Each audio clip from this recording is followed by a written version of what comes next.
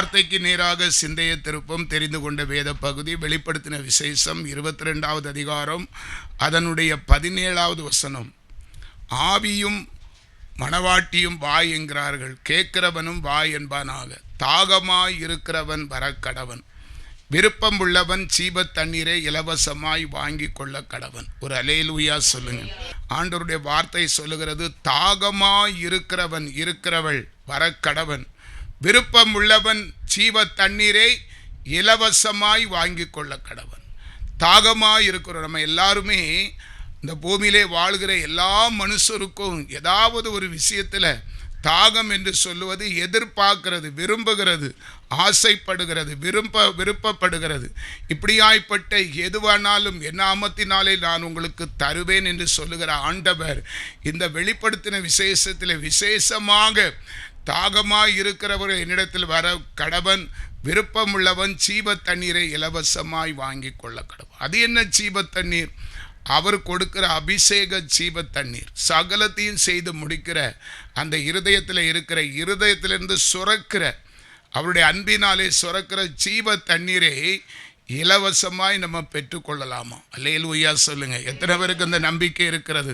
இன்னைக்கு அவர் என்னுடைய இருதயம் வறண்டு போய் இருக்கிறது, அந்த தண்ணீர் இல்லாமல், அந்த ஜீவன் இல்லாமல், கஷ்டத்தினாலும் கவலையினாலும் துக்கத்தினாலும் நிந்தைகளினாலும் போராட்டங்களினாலும் பலவித சோதனைகளினாலும் வறண்டு போய் இருக்கிற அந்த இருதயத்திலே கர்த்தருடைய ஜீவ தண்ணீர் இலவசமாய் கொடுக்கிற அவர் ஒரு வார்த்தை சொன்னா போதும், நம்முடைய வாழ்நாள் முழுவதும் கர்த்தர் கொடுத்திருக்க இருதயத்திலே இருந்து சுரக்கிற ஜீவ தண்ணீர் சகலத்தையும் நமக்கு நன்மையாக சமாதானமாக முடிக்கும். ஒரு அல்லேலூயா சொல்லுங்க. ரெண்டாவது, தாகத்தை குறித்து சில வார்த்தைகள் நம்ம தியானிப்போம் என்று சொன்னால், சங்கீதத்தின் புஸ்தகம் 63வது சங்கீதம் 1வது வசனம். தேவனே, நீர் என்னுடைய தேவன், அதிகாலமே உம்மை தேடுகிறேன். வறண்டதும் விடாய்த்ததும் தண்ணீரற்றதுமான நிலத்திலே என் ஆத்துமா உம்மேல் தாகமாய் இருக்கிறது, என் மாம்சமானது உம்மை வாஞ்சிக்கிறது. இந்த சங்கீதம் தாவீதுனுடைய சங்கீதம். சொல்றான், என்னுடைய தேவன், அதிகாலமே நான் உம்மை தேடுகிறேன். எத்தனை பேர் நம்ம ஆண்டவரை தேடுறோம்? அதிகாலையிலே தேடுகிறவன் தேவனை கண்டடைவான் என்று வேதம் சொல்லுகிறது. அதிகாலை என்பது ஆண்டவருக்கு பிரியமான ஒரு சமயமாய் இருக்கிறது. அன்பானவர்களே, அதிகாலை ஸ்தோத்திர பலி கர்த்தரை பிரியப்படுத்தும். அல்லேலூயா. அவன், நான் வறண்டதும் விடாய்த்ததும் தண்ணீரற்றதுமான நிலத்திலே என் ஆத்துமா உம்மேல் தாகமாய் இருக்கிறது. அந்த ஸ்டேட்மெண்ட்டை பார்த்தீங்களா? ஆண்டவரே, இரவு மாத்திரமல்ல, அதிகாலை மாத்திரமல்ல, எப்போதும் உம்முடைய நினைவாய் நான் இருக்கிறதுனால என் ஆத்துமா உங்க மேலே தாகமாக இருக்கிறது. அந்த ஆத்துமா எப்போதும் ஜீவனுள்ள தேவனை அண்டி இருக்கிறதிலே விருப்பத்தை தெரிவிக்கிறது. நிறைய பேருடைய ஆத்துமா அப்படி இருப்பது அல்ல. தேவனை தேடுகிற உணர்வு உள்ளவன் உண்டோ என்று கர்த்தர் பார்க்கிறார். ஒருவரும் இல்லை, எல்லாரும் வழி விலகி போனார்கள் என்று சொல்லப்பட்டு இருக்கிறது. தேவனுக்கு பிரியமானவர்களே, கர்த்தர் இருதயத்தை பார்க்கிற ஒரு தெய்வம்.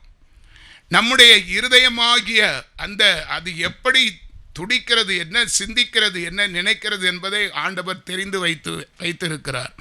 சங்கீதத்தின் புஸ்தகம் 42வது சங்கீதம், தாகமாக இருக்குன்னு சொல்லியிருக்கோம். அல்லேலூயா சோதரம். சங்கீதம் 42வது சங்கீதம் 1வது வசனம். மானானது நீரோடைகளை வாஞ்சித்து கதறுவது போல தேவனே, என் ஆத்துமா உம்மை வாஞ்சித்து கதறுகிறது. இதுவும் சங்கீதக்காரன் எழுதின சங்கீத புஸ்தகம்தான். மானானது நீரோடைகளை வாஞ்சித்து கதறுவது போல. எனக்கு அன்பானவர்களே, பல வருஷங்களுக்கு முன்பாகலாம் இந்த காடு எல்லாம் ஒரு நிறப்பாட்டு, இப்போ தான் எல்லாம் வீடு வீடாக வந்து காடெல்லாம் ஒதுக்கப்பட்டு இருக்கிறது. முன்னால் நாங்கள் லாரி ஓட்டுற சமயமெல்லாம் அந்த போர்டு அங்கங்கே போர்டு வச்சுருப்பாங்க, மிருகங்கள் நடமாடக்கூடிய இடம் கவனித்து போங்கள் என்று சொல்லி. பட்ட பகலையே மிருகங்கள் அப்படி இப்படி கிராஸ் பண்ணுறதை பார்க்க முடியும். அதில் இந்த மானானது என்ன செய்யும் தெரியுமா? தன்னுடைய தாகம் எடுக்கும்போது எதையுமே அதை எதிர்பார்க்காது. அது இருப்பிடத்தில் இருந்து தண்ணி எங்கே இருக்கிறதோ அதை தேடி, அது ஏற்கனவே நல்ல வேகமாய் ஓடுகிற மான். அந்த மான் அதனுடைய கொள்கை, அதனுடைய நோக்கம், அதனுடைய எண்ணங்களை நிறைவேற்றுவதில் குறியாக இருக்கும். அதை பெற்றுக்கொள்கிற வரைக்கும் அது விரைவாக செயல்படுகிற ஒரு ஆத்துமா நிறைந்த ஒரு மிருகம். அல்லேலூயா. ரோடுன்னு பார்க்காது, சைடுன்னு பார்க்காது. சில வேளைகளில் நாங்கள் முன்னால் பல வருஷத்துக்கு முன்னால் லாரி ஓட்டும் போதெல்லாம் ஊரே இருக்காது, அப்படியே காடு மரமாக அப்படியா இருக்கும். அங்கெல்லாம் அப்படி மிருகங்கள் கிராஸ் ஆகிறத பார்த்துருக்கேன். செங்கல்பட்டிலே நான் பார்த்துருக்கிறேன், நிறைய இடங்களில் அப்படி பார்த்துருக்கிறேன். அந்த மானானது அதனுடைய எண்ணம் நமக்கு தேவையானதை பெற்றுக்கொள்ள வேண்டும் என்பதில் குறியாக இருக்கும். ரோட்டெல்லாம் சடார்னு கிராஸ் பண்ணும். சில இடங்களில் மானு அடிபட்டு கிடக்கிறத நாங்கள் பார்த்துருக்குறோம். ஒரு சில மிருகம் அப்படி அடிபட்டு கிடக்கும். எனக்கு அன்பானவர்களே, அதே போல் அந்த மிருகம், 5 அறிவு படைத்த மிருகத்துக்கு அந்த ஆத்தும பாரம் இருக்கிறது. நமக்கு தேவையானதை நம்ம தான் தேடி பெற்றுக்கொள்ளணும். பிரியமானவர்களே, நமக்கு சகாயம் செய்கிற ஒரு தேவன் இருக்கிறார். அவைகளுக்கு 5 அறிவு, அதுவும் என்ன செய்யும்? தண்ணீருக்கு இடத்த தேடி போகும். நமக்கு பரிகாரியாகிய கர்த்தர் இருக்கிறார். அந்த பக்தர் சொன்னது போல், ஆண்டவரே, நான் இரவும் பகலும் என்னுடைய ஆத்துமா உம்மை தாகமாய் தேடுகிறது. அல்லேலூயா. அந்த 2வது வசனத்தை போடுமா? 2வது வசனம் சங்கீதம் 42:2. என் ஆத்துமா தேவன் மேல், ஜீவனுள்ள தேவன் மேலேயே தாகமாய் இருக்கிறது. நான் எப்பொழுது தேவனுடைய சந்நிதியில் வந்து நிற்பேன். அல்லேலூயா. அந்த மானுக்குள்ள உணர்வு நமக்குள்ள இருக்கணும். அது பிறதை எதிர்பார்க்காது. நாமளும் நமக்கு சகாயம் செய்கிற ஜீவனுள்ள தேவன் மீது அன்பாய் இருக்கிறோமே, பாசமாய் இருப்போமே, அவரே சொந்த இரட்சகராக ஏற்றுக்கொண்டு இருக்கு, எல்லாமே அவர்தான் என்று சொல்லி ஒப்பு கொடுத்துருவோமே. அல்லேலூயா. நமக்கென்று ஒரு தனி சுயமாட்டு எதுவும் வைத்து கொள்ளாதபடி அவர்கிட்டே யெகோவா ஈரே எல்லாமே பார்த்து கொள்வார், பார்த்து கொள்வீர் என்று சொல்ல நினைப்போடு நீங்கள் செயல்பட்டு பாருங்க. நிச்சயமாக அதை காரியத்தை கர்த்தர் வாய்க்க செய்வார். தானியேல் தீர்க்கதரிசி புஸ்தகம் 6வது அதிகாரம் 18வது வசனம். பின்பு ராஜா தன் அரமனைக்கு போய் முழுவதும் போஜனம் பண்ணாமலும் கீதவாத்தியம் முதலானவைகளை தனக்கு முன்பாக வரவிட்டாமலும் இருந்தான். அவனுக்கு நித்திரையும் வராமற் போயிற்று. பிரியமானவர்களை, இது ஒரு ராஜாவை குறிக்கிறது. என் அனுபவத்தை சொல்கிறேன். நம்ம சபையை குறித்து எனக்கு ஒரு பாரம் இருந்து கொண்டே தான் இருக்கிறது. இப்படிலாம் சொல்லி நான் பெருமைக்காரன் நீங்கள் சொன்னாலும் பரவாயில்லை. என் ஆதங்கத்தை சொல்கிறேன், என் மனசில் இருக்கிறத நான் சொல்கிறேன். நான் ஏற்கனவே சொல்லிட்டேன், என்னால் ஒருக்கா சொல்கிறேன். இந்த ராஜா அரண்மனையில், தரிவு ராஜா தானியேலுக்கு ரொம்ப பிரியமானவன். ஆனால் அவன்தான் சிங்க கெபில தூக்கி போட வேண்டிய கட்டாயம் அவனுக்குள்ளே வந்துவிட்டது. தூக்கி போட்டாச்சு. சிங்கங்கள்லாம் என்னைக்காவது ஒரு அக்யூஸ்ட், ஒரு கைதி கிடைப்பா, அதான் அதுக்கு பல வருஷத்துக்கு பிறகு ஒரு தானியேல் போய் விழுந்தா வச்சா பார்க்கும். இப்போ ராஜாவுக்கு ஒரே கலக்கம். ஐயோ, நம்ம தானியேல், பிரியமான தானியேலை நம்மளையே தூக்கி போட்டு அவனை காப்பாற்ற முடியலேன்னு சொல்லி ஆதங்கத்தில் அவன் சொல்கிறான், அவனுக்கு தனக்கு முன்பாக வரவிட்டாமலும் அவனுக்கு நித்திரையும் வராமற் போயிற்று. இதே நிலை தான் நேற்று எனக்கும். அல்லேலூயா.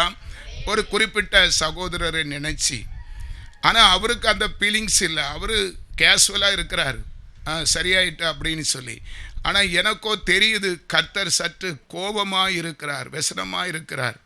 எனக்கு அன்பானவர்களே, அது தெரியும், ஊழியக்காரன் நிச்சயமாக தெரியும். அதனால் ஒரே மன போராட்டம். அங்கே பரண்டு இங்கே பரண்டு பார்ப்பேன். கடைசி நான் விடியகாலம் ஒரு 4 மணிக்கு சொன்னேன், ஆண்டவரே, இப்படி இருந்தால் எனக்கு காலையில் நின்று பிரசங்கிக்க முடியாது.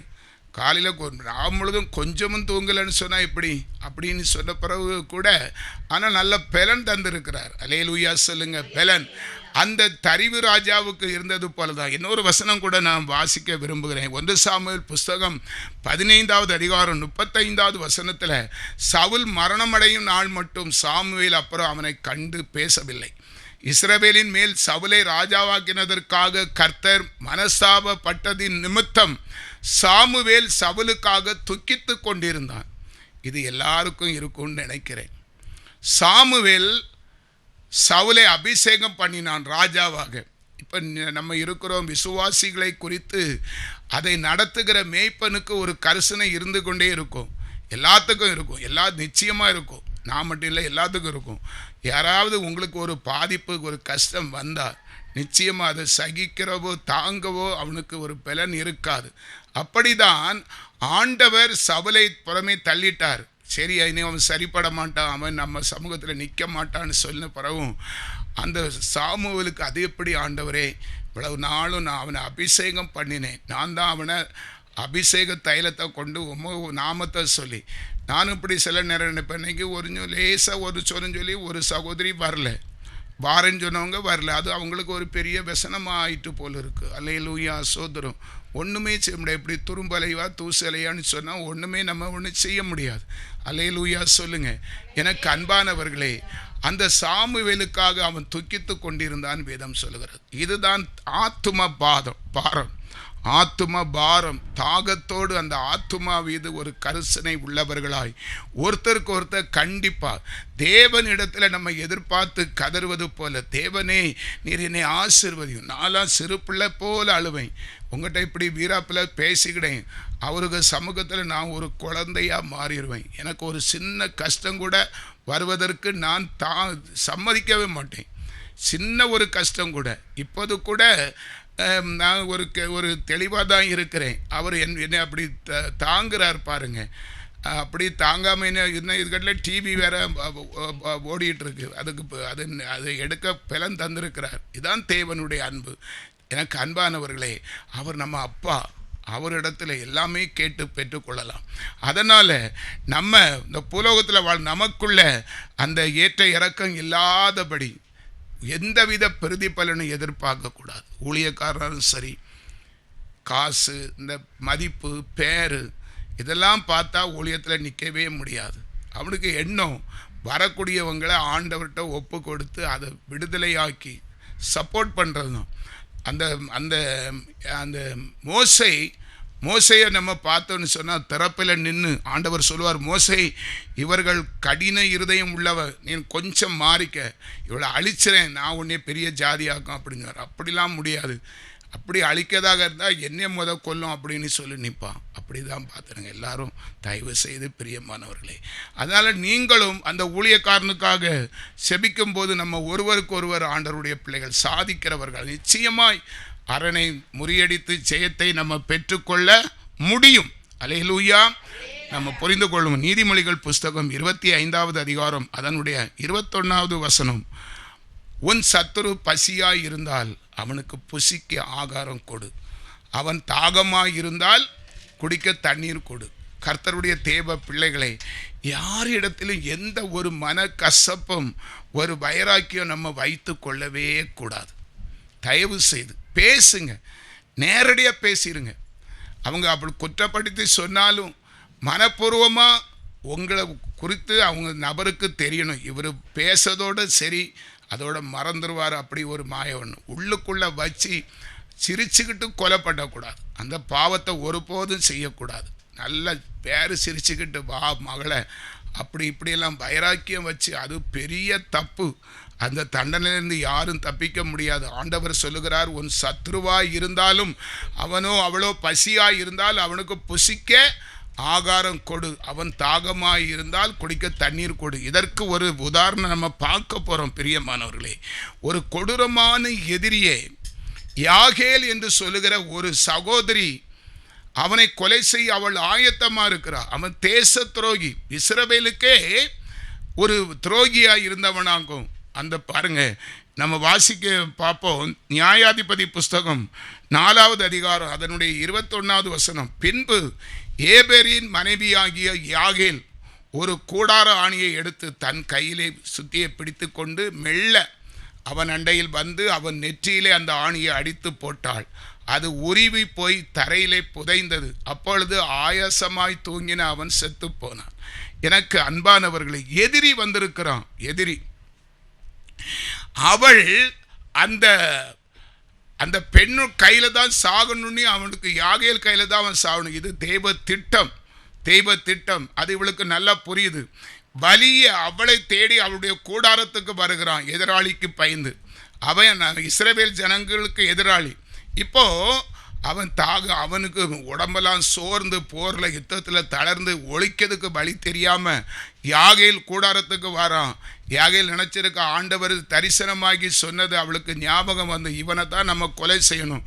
அவள் அவனை கண்ட உடனே ஒரு பெரிய ஆணியும் சுத்தியை எடுத்து கொலை செய்வதற்கு ஆயத்தமாக இருக்கிறாள். ஆனால் பாருங்க, அந்த 19வது வசனத்தில் அவள் செய்த கிரியைகளை பாருங்க. 19வது வசனம், அவன் அவளை பார்த்து, குடிக்க எனக்கு கொஞ்சம் தண்ணீர் தா.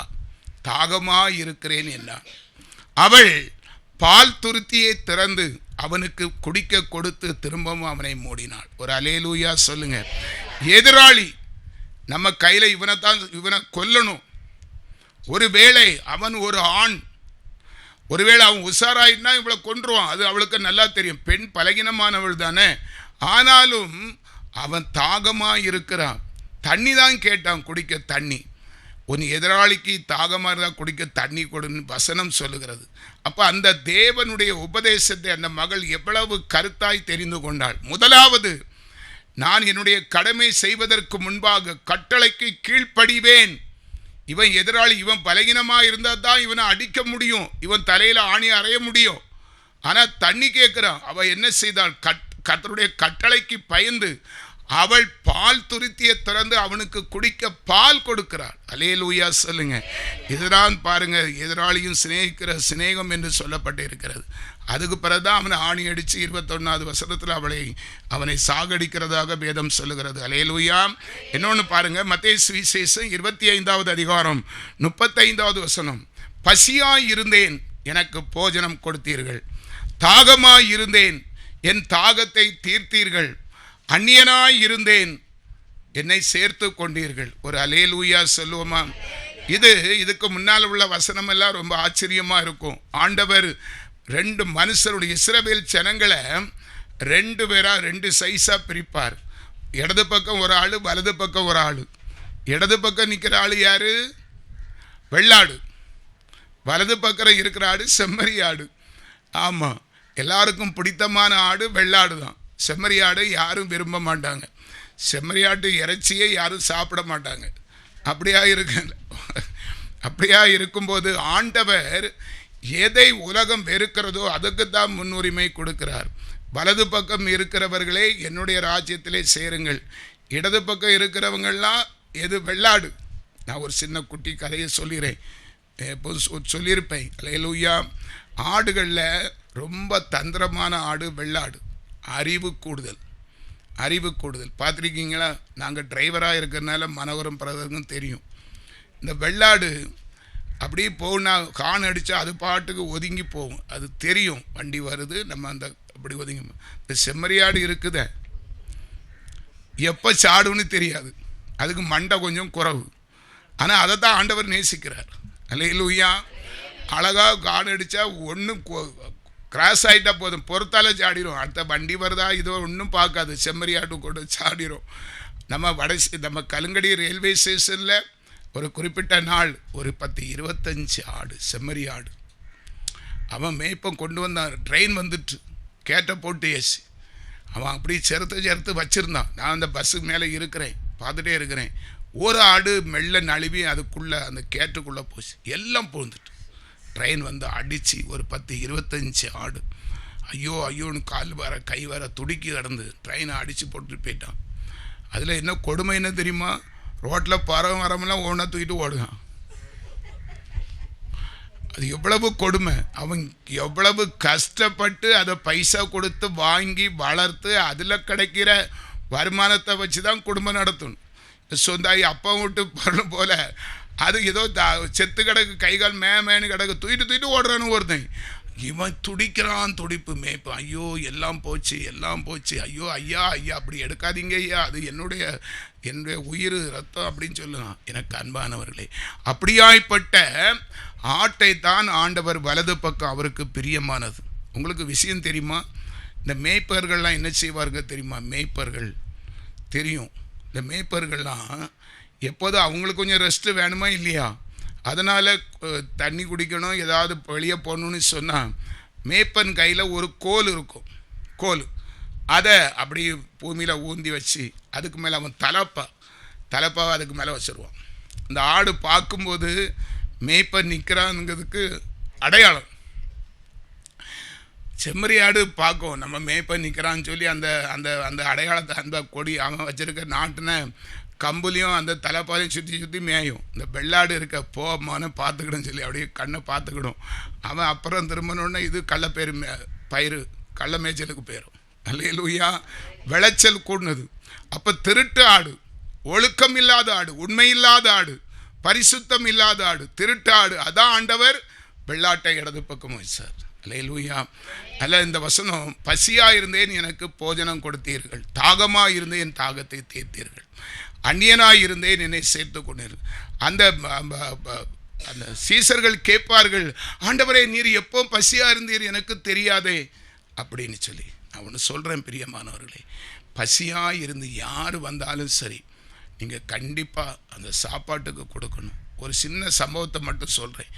என் மகள் திருநெல்வேலி மெடிக்கல் காலேஜிலே படித்து கொண்டிருந்த காலம் நாங்கள் ரசிக்கப்பட்டோம். ஒரு நாள் அவள் குறிப்பிட்ட டைமு ஒரு மத்தியானம் 1 மணி, அந்த 1:30 மணிக்கு வந்தாள். நானும் அவசரமாக நேராயிட்டுன்னு சொல்லி மணி பர்ஸ் எடுக்காமல் பேண்ட் சட்டையை மாட்டிக்கிட்டு அங்கே பஸ் ஸ்டாண்டுக்கு போயிட்டேன். பஸ் ஸ்டாண்டுக்கு போகும்போது என் மகளும் வந்துட்டா, அவள் கிளர்ந்து வரா, நான் மேலே நிற்கி இறங்க போகிறேன். அப்போது என்னுடைய பார்வைக்கு ஒரு வயசான தாயார், சுமார் ஒரு 60-65 வயசு இருக்கும், அந்த தாயார் மேலேருந்து பார்க்குறேன். பாவம் போல் இப்படி அவங்கள பார்த்தா எப்படியும் பசியாக இருக்கிறவங்க நல்லா தெரியுது. பசி பொறுக்க முடியாமல் யார்கிட்டையாவது எதை கேட்கலான்னு அவங்க இருக்குது. பயந்து அந்த பிச்சை எடுத்தும் பழக்கம் இல்லை, கேட்டும் பழக்கம் இல்லை. அப்படியே போவாங்க, அப்படியே போய் கேட்பவங்க, அந்தாலப்படி வந்து சோறு அந்த அந்த மரவில் ஒழிப்பாங்க. நான் மேலே நின்று பார்த்துட்டே இருக்கிறேன். ஐயோ கடவுளே, ஏதோ அவங்க எதிர்பார்க்குறாங்களேன்னு சொல்லி நானும் பார்த்தேன். இங்கே ஆண்டி ஒரு பர்ஸே எடுக்கலை, நான் வெறுமையாக இருக்கிறேன். அப்போ என் மகா வந்தோடனே கீழே இறங்கி அவ்வளோ கிட்ட போயினேன். மகா வாண்டி ஏதாவது ரூபா இருக்கான்னு. எதுக்குப்பா? 50 ரூபா இருக்குன்னு சொன்னான். சரி அதை கொண்டா, வேறு சில்லறை இல்லை, 50 ரூபா. சரி அப்படின்னு கொடுத்து அந்த பாட்டியருக்கு நான் கொடுத்த உடனே உண்மையிலே பார்த்துடுங்க, அவங்க ஒரு அந்த ரூபாயை வாங்கி ஒரு பார்வை பார்த்தாங்க எங்களை, சந்தோஷ பார்வை, உள்ளம் நிறைஞ்சி மனம் குளிர்ந்து ஏக்கத்தோடு ஒரு அன்பான ஒரு பார்வை. அந்த பார்வையில் இருக்கிற ஆசீர்வாதம் எவ்வளவு உச்சிதமானது தெரியுமா? அப்படியே ஐயா சில்லறையில் இல்லை, உங்களுக்கு தான், நீங்கள் வச்சிடுங்க அப்படின்னு சொன்னோன்னா சந்தோஷம். எனக்கு அன்பானவர்களே, யார் எப்படி இருப்பார்கள் என்று நமக்கு தெரியவே தெரியாது. அதான் ஆண்டவர் சொன்னார், ஒரு பாவப்பட்டவங்க வசதி இல்லாதவங்க வந்து அம்மா தாயின்னு கேட்கும்போது உடனே நம்ம கொடுத்துடணும். ஒருவேளை அது தேவ தூதர்களாக கூட இருக்கலாம். நம்மை சோதித்து பார்த்து ஆண்டவர் தான் இதில் வந்தேன்னு சொல்கிறார். நான் தான் வந்து கேட்டேன், நீ எனக்கு போஜனம் கொடுத்தீர், தாகமாக இருந்தேன், தண்ணீரை கொடுத்தேன் என்று ஆண்டவர் சாட்சி சொல்லுகிறார். ஒரு அல்லேலூயா சொல்லலாமா? தாகத்தை குறித்து நம்ம தாகம் என்கிற தலைப்பிலே பேசி கொண்டு இருக்கிறோம். இன்னும் ஒரு சின்ன விட்னஸ் மட்டும் சொல்லி நான் அடுத்த செய்திக்கு சீக்கிரமாக கடந்து போக ஆசைப்படுகிறேன். எனக்கு அன்பானவர்களே, ஒரு நாள் நான் அடிக்கடி சொல்கிறது தான், அது நம்ம அப்படி செய்யணுங்கிற அன்பில் சொல்கிறேன். உபவாசம் இருந்தேன், எனக்கு தெரியாது உபவாசம் இருந்தால் நம்ம வேலை செய்யக்கூடாது, ஜெபிக்க தான் செய்யணும். ஜெபத்துக்கு மட்டும்தான் உபவாசம் செய்யும், இல்லைன்னா நம்ம வேலை செய்தால் அது பட்டினி ஆயிரும். ஆனால் இந்த விஷயம் தெரியாமல் சனிக்கிழமை தோறும் நான் ஒரு பஸ்ஸு, எனக்கு ஒரு டவுன் பஸ்ஸு போட்டிருந்தாங்க, நான் மெட்ராஸ் வண்டி தான் அடிச்சிட்டு இருந்தேன், 318 அப்படிங்கிற ஒரு பஸ்ஸு. ஒரு சனிக்கிழமை காலையில் முதல் ட்ரிப்பு போயிட்டு வந்துட்டேன். அடுத்தால 9:30 மணிக்கு எடுக்கணும். காலைல 4:10 போனால் அடுத்தால 9:30 மணிக்கு போயிட்டு வந்து 1 மணிக்கு என்னவோ முடியும். அப்போ அது பவர் ஸ்டீரிங் கிடையாது, டைட்டான ஸ்டீரிங். அதுக்கு முன்னால் போன பஸ்ஸு பீடி ஆகி அதில் உள்ள கூட்டம்லாம் இதில் ஏறி இருக்குது. அப்போ விடிய காலம் 9:30 மணிக்கு அந்த வயல் அப்படி எனக்கு ஒரு மாதிரி டயர்ட்னஸ்ஸாக இருக்குது. ஏன்னா நான் சாப்பிடலை, டீ வேற ஒன்றும் குடிக்கலை, ஆயாசமாக இருக்குது. அப்போ எனக்கு தெரியும் நம்ம வண்டி கண்டிஷன், ரொம்ப லோடானால் வண்டி ஓடியாது, ரொம்ப கஷ்டமாக இருக்குன்னு சொல்லி அப்படி இருக்கிற கட்டத்தில் ஒரு அருமையான சிறு பிள்ளை, ஒரு சிறு பையன், 2 காலும் விளங்காத பையன் இந்த சின்ன சக்கரை வண்டியில் உருட்டிக்கிட்டே வரான். எல்லாத்தையும் கேட்டு இந்த சகோதரனுக்கு நான் ஏதாவது 10 ரூபா தான் இருந்தேன், அதிகமாக கொண்டு வர மாட்டேன், 10 ரூபா தான் இருந்து அந்த 10 ரூபாயும் பிறர் காணாமல் கொடுக்கணும்னு சொல்லி அந்த பிள்ளைக்கு பொறுத்தாலே போய் அந்த பஸ்ஸுக்கு பின்னால் மறைச்சி இருந்து ஓடி போய் கொடுத்துக்கிட்டு அந்த பஸ்ஸை யாருன்னு பாருங்கள். உண்மையிலே பெருமைக்கு சொல்ல இன்றைக்கும் சந்தோஷமாக இருக்குது. எப்படி தான் எனக்கு பலம் வந்துன்னு தெரியாது. அந்த ஒரு மாதிரி அந்த 9:30 மணி போக்கு வெயில் நச்சினி என் மேலே அடிக்குது. அந்த புதப்பாண்டி டேனிங்கெல்லாம் வண்டி சும்மா புட்போடு மறைஞ்சி போகிற இடமெல்லாம் புல். ஆனாலும் எப்படியோ யாரோ என்னை செயல்படுத்தினது போல ஒரு அபிஷேகம் தான் அதில் ஆண்டவர் நடத்தினார். தாகமாக இருக்கிறவர்களுக்கு நம்ம கொடுக்கிற ஒரு சின்ன உபகாரத்தினால கர்த்தர் நம்மை எப்படி நடத்துகிறார் என்பதை அந்த சாட்சி மூலமாக நான் அனுபவிக்கிறேன். அனுபவித்து இருக்கிறேன். ஒரு அல்லேலூயா சொல்லுங்க. ஏசாயா தீர்க்கதரிசி புஸ்தகம் 49வது அதிகாரம் 10வது வசனம் சொல்லுகிறது, அவர்கள் பசியாயிருப்பதும் இல்லை, தாகமாயிருப்பதும் இல்லை, உஷ்ணமாகிலும் வேலாகிலும் அவர்கள் மேல் படுவதும் இல்லை. அவர்களுக்கு இறங்குகிறவர் அவர்களை நடத்தி அவர்களை நீரூற்று அண்டைக்கு கொண்டு போய் விடுகிறார். எனக்கு அன்பானவர்களே, இந்த வசனம் விசுவாசி நாம், நம்முடைய தகப்பன் ஆண்டவர். அன்பானவர்களே, தயவு செய்து அவருடைய சமூகத்தில் இயேசு கிறிஸ்து நமக்கு தகப்பன். அவர் உயிரோடு இருக்கிறார், செயல்படுகிறார். அவர் வாழ்ந்த காலம் 3 வருஷமானாலும் அன்பானவர்களே, அவர் யாருமே தாகமாக விட்டது கிடையாது. இன்றைக்கும் கேட்கிற யாவருக்கும் சம்பூரணமாய் போஷிப்பார். அதை மனசில் வச்சு தான் நான் சொல்லுவேன்.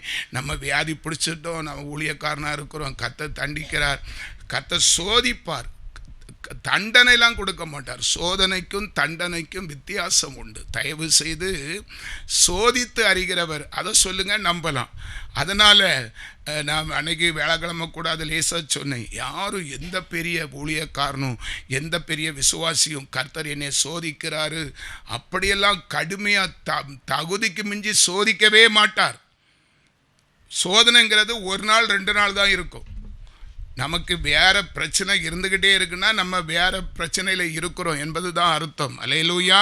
வேதம் சொல்லுகிறது, அவர்கள் பசியாய் இருப்பதும் இல்லை, தாகமாய் இருப்பதும் இல்லை, உஷ்ணமாகிலும் வேலாகிலும் அவர்கள் படுவதும் இல்லை. அவர்களுக்கு இறங்குகிறவர் அவர்களை நடத்தி அவர்களை நீருற்றை கொண்டு போவார் என்று வேதம் சொல்லுகிறது. அல்லேலூயா சொல்லுங்க. அதே நியாயாதிபதி புஸ்தகம் 15வது அதிகாரத்தில் ஒரு மனுஷன் பட்ட பாடுகளை நம்ம பார்க்க போகிறோம். சிம்சோனை குறித்து நம்ம பார்க்க போகிறோம். தேவ ஆவியை பெற்றவன் சிம்சோன்.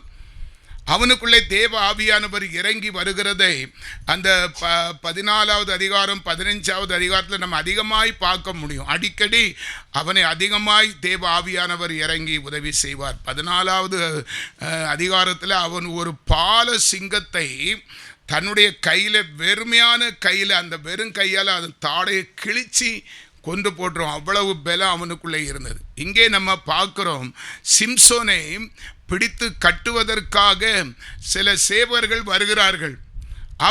அவனை கட்டி அவனை லேகி வரைக்கும் வந்து சேர்ந்த போது பெலிஸ்தர் அவனுக்கு விரோதமாய் ஆரவாரம் பண்ணினார்கள். கவனிங்க.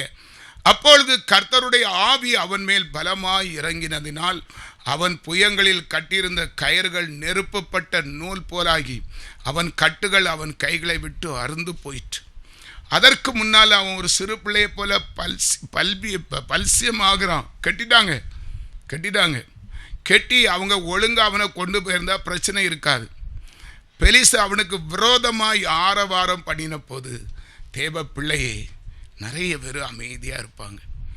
ஊழியம் செய்யலாம் விசுவாசிகள். உடனே அவங்க பாவம் ஒன்றும் கிடையாது, நம்ம யாரும் மேஞ்சிடலாம் அப்படிலாம் நினைக்கக்கூடாது. அங்கேயும் பெரிய அணுகுண்டு இருக்கும். அல்லேலூயா.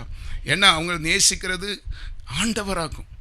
சிம்சோனை பிடிச்சி கட்டிட்டோன்னு சொல்லி பெலிஸ்தருக்கெல்லாம் ரொம்ப குறிப்பிட்ட ஏரியா வரைக்கும் சும்மா, அதுக்கு பிறகு அவனை குமைக்கவும் கலாட்டா பண்ணவும்.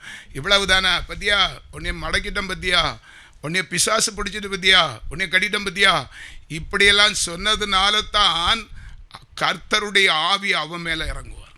தேவ பிள்ளையே, நீ கர்த்தரை விசுவாசிக்கிறவன், கர்த்தருடைய சமூகத்தில் எப்போதும் காத்திருக்கிற உனக்கு அவர் செக்யூரிட்டி, அவர் தான் உனக்கு கேடகம், எல்லாம் பாதம் எல்லாம் அவர் பொறுப்பாளி. உண்மையிலே நீங்கள் எதுக்குமே ஐயப்படாண்டா. விசுவாசிகளாக இருக்கிறீங்களா? கர்த்தரே விசுவாசிக்கிறீங்களா? ஆண்டவர் தான் எனக்கு எல்லாமே நினைக்கிறீங்களா? உண்மையிலே ஒரு துரும்பு உங்கள் மேலே படவிட மாட்டார். அந்த பரியாசம் பண்ணினதை கேட்டு அவன் கோபப்படலை. கர்த்தருடைய ஆவி அவன் மேல் பலமாய் இறங்கினதினால அந்த பெலிஸ்தர் கட்டியிருந்த கட்டெல்லாம் அப்படி நெருப்பப்பட்ட நூலு போல அருந்து தெரிப்பட்டு போயிட்டு என்று வேதம் சொல்லுகிறது. ஒரு அல்லேலூயா சொல்லுங்க. அடுத்த வசனத்தை போடுமா, அது பாரு. உடனே அவன் ஒரு கழுதையின் பச்சை தாடை எலும்பை கண்டு தன் கையை நீட்டி அதை எடுத்து அதனால் 1000 பேரை கொன்று போட்டான். அவன் கையில் அப்போ அவசரத்துக்கு கிடைச்சது ஒரு கழுதையினுடைய மண்ட ஓடு, பச்சை எலும்பு. அல்லேலூயா. அதை எடுத்து, பெலிஸ்தன் சொன்னாலே அரக்கர் குணம் உள்ளவர்கள், அரக்கர்கள்.